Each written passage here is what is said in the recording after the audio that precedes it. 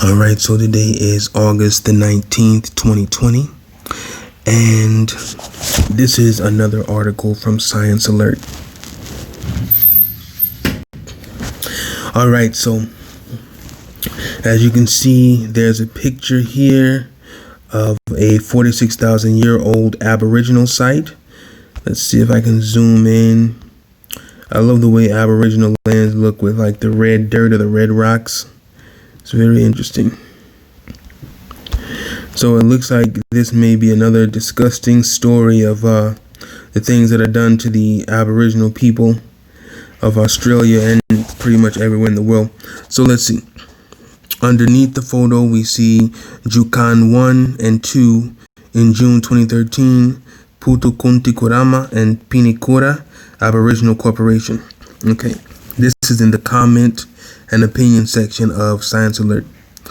The title reads, "A 46,000-year-old Aboriginal site was just deliberately destroyed in Australia by Samantha Hepburn." The conversation published on the 28th of May 2020. In the expansion of its iron ore mine in western Pilbara, Rio Tinto blasted the Jukan Gorge 1 and 2 Aboriginal rock shelters dating back 46,000 years. These sites had deep historical and cultural significance.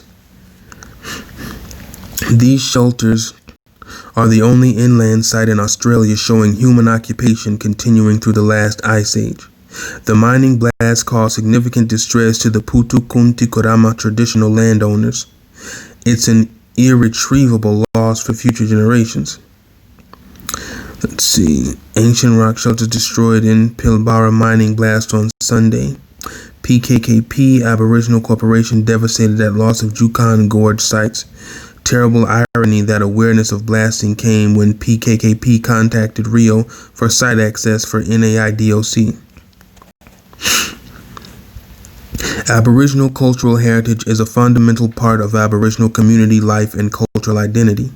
It has global significance and forms an important component of the heritage of all Australians. But the destruction of a culturally significant Aboriginal site is not an isolated incident. Rio Tinto was acting within the law. In 2013, Rio Tinto was given ministerial consent to damage the Jukan Gorge caves. 1 year later, an archaeological dig unearthed incredible artifacts such as a 4,000-year-old plait of human hair and evidence that the site was much older than originally thought. But the state laws let Rio Tinto charge ahead. Nevertheless, this failure to put timely and adequate regulatory safeguards in place reveals a disregard and a disrespect for sacred Aboriginal sites. Not an isolated incident. The history of large developments destroying indigenous heritage sites is tragically long. Let's see, an Australian $2.1 billion light rail line in Sydney completed last year destroyed a site of considerable significance. More than 2,400 stone artifacts were unearthed in a small excavated area. It indicated Aboriginal people had used the area between 1788 and 1830 to manufacture tools and implements from flint brought over to Australia on British ships.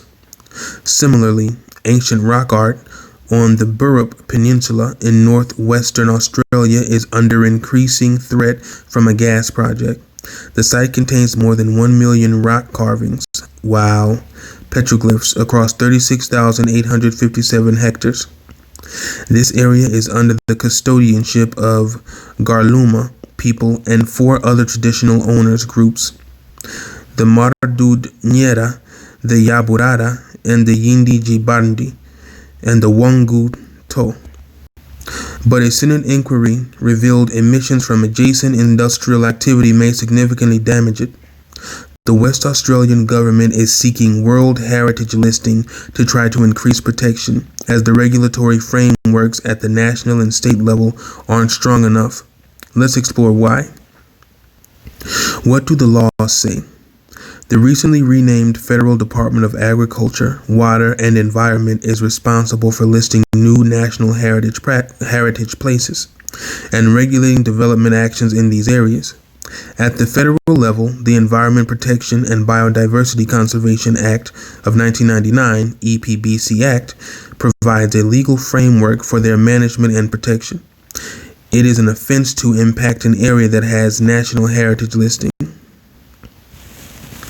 But many Aboriginal sites have no national heritage listing.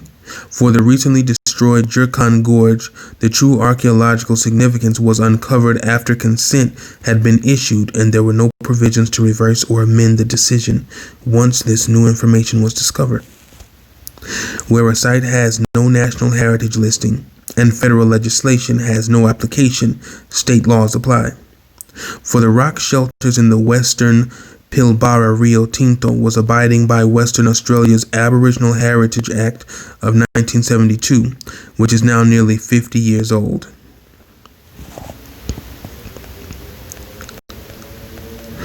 Wow, you know what I'm thinking about? I wonder how many rock paintings and things that were probably older than 50,000 years old were destroyed when they did that. Wow, it just really shows you how little people really care about the native people of the land. Section 17 of that act makes it an offense to excavate, destroy, damage, conceal, or in any way alter any Aboriginal site without the ministerial consent. But Section 18 allows an owner of the land, and this includes the holder of a mining license, to apply to the Aboriginal Cultural Material Committee for consent to proceed with a development action likely to breach Section 17. The committee then evaluates the importance and significance of the site and makes a recommendation to the minister. In this case, the minister allowed Rio Tinto to proceed with the destruction of the site. No consultation with traditional owners. The biggest concern with this act is there's no statutory requirement ensuring traditional owners be consulted. This means traditional owners are left out of vital decisions regarding the management and protection of their cultural heritage, and it confers authority upon a committee that, in the words of a discussion paper, lacks cultural authority. There is no statutory requirement for an Indigenous person to be on the committee, nor is there a requirement that at least one anthropologist be on the committee. Worse still, there's no right of appeal for traditional owners from a committee decision. I'm not surprised by reading this. I assume that on those committees, it's probably all Caucasoid Australians. They probably don't have any actual Aboriginals on those committees, so they're really run by people who don't care about the land anyway. So while the committee must adhere to procedural fairness and ensure traditional owners are given sufficient information about decisions, this doesn't guarantee they have a right to consultation nor any right to provide feedback. Weak in other jurisdictions. The WA Aboriginal Heritage Act of 1972 is under review. The proposed reforms seek to abolish the committee, ensuring future decisions on Aboriginal cultural heritage give appropriate regard to the views of the traditional Aboriginal owners, or the actual owners of the land. NSW is the only state with no standalone Aboriginal heritage legislation. However, a similar regulatory framework to WA applies in NSW under the National Parks and Wildlife Act of 1974. There, if a developer is likely to impact cultural heritage, they must apply for an Aboriginal Heritage Impact Permit. The law requires regard to be given to the interest of Aboriginal owners of the land, but this vague provision does not mandate consultation. So still, they don't have to actually consult the true owners of the land. They can still, do as they choose, blow anything up, tear anything down.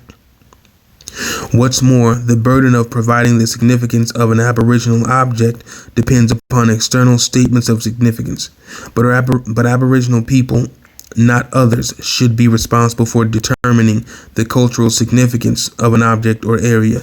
I completely agree. What I'm going to do is put on... all right. Outdated laws. The federal minister has discretion to access whether state or territory laws are already effective. If they decide state and territory laws are ineffective and a cultural place or object is under threat, then the federal Aboriginal and Torres Strait Islander Heritage Protection Act of 1984 can be used. Wow, these are a lot of acts that don't seem to be doing much. But this act is also weak. Not a surprise. It was first implemented as an interim measure intended to operate for 2 years. It has now been in operation for 36 years. In fact, a 1995 report assessed the shortcomings of the Aboriginal and Torres Strait Islander Heritage Protection Act. It recommended minimum standards be put in place. This included ensuring any assessment of Aboriginal cultural significance be made by a properly qualified body with relevant experience. It said the role of Aboriginal people should be appropriately recognized and statutorily endorsed. Whether an area or site had particular significance according to Aboriginal tradition should be regarded as a subjective issue, determined by an assessment of the degree of intensity of belief and feeling of Aboriginal people.